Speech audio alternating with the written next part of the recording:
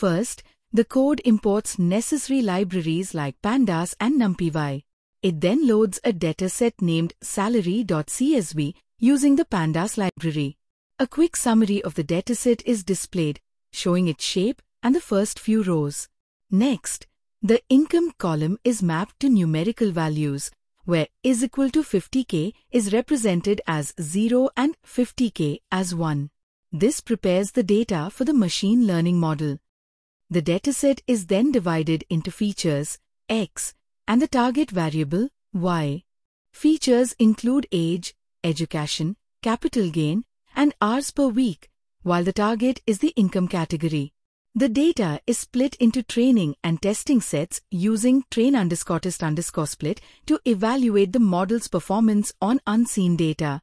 Finally, feature scaling is applied using standard scaler to ensure that all features have a similar range of values.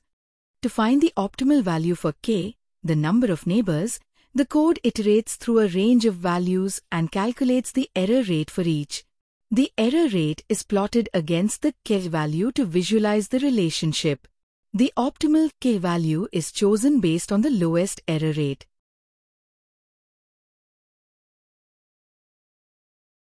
The k-nearest neighbors model is trained using the training data and the chosen k value.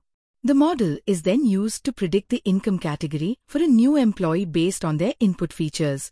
The prediction result indicates whether the employee's salary is likely above or below 50k.